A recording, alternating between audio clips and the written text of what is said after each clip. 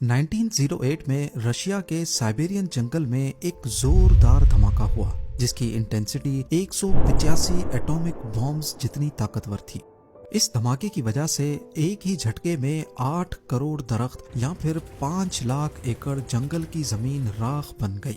मगर जब साइंटिस्ट वहां पहुंचे तो किसी किस्म का कोई क्रेटर नहीं मिला।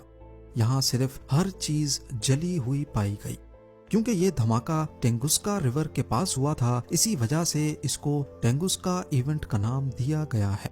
लोगों ने बताया कि 30 जून 1908 सुबह 7:15 पे आसमान से एक फायर बॉल गिरते हुए देखा गया और उसके बाद सेंट्रल साइबेरिया में एक जोरदार धमाका हुआ। लोगों ने आसमान में एक चमकदार रोशनी देखी और उससे निकलने वाली गर्मी इतनी तेज कि लोग बेहोश हो गए। इसका साइज तकरीबन 25 स्टोरी बिल्डिंग से बड़ा, जबकि अंदाजे के मुताबिक इसका वजन 20,000 अफ्रीकन एलिफेंट्स जितना। लेकिन फिर भी ना ही क्रेटर मिला और ना ही कोई मलबा। रशिया ने पहली साइंटिफिक टीम साइट पे 1927 में भेजी, यानी इस वाक़े के 19 सालों के बाद। रिमोट एरिया और मुश्किल रास्तों की वजह से उन्हें वहां पहुंचने में कई साल लग गए।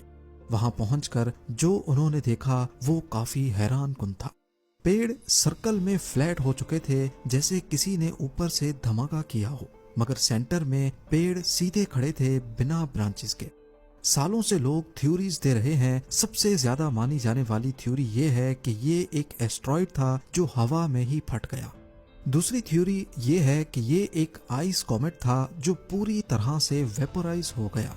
कुछ लोग कहते हैं कि ये रशियन एटॉमिक एक्सपेरिमेंट भी हो सकता है। ये जो भी था उसने जमीन को हिट नहीं किया बल्कि हवा में ही फट गया। साइंटिस्ट्स इस फिनोमेनन को एयर बस्ट कहते हैं, यानी ये जमीन तक पहुंचा ही नहीं और उससे पहले ही हीट और प्रेशर की वजह से फट गया।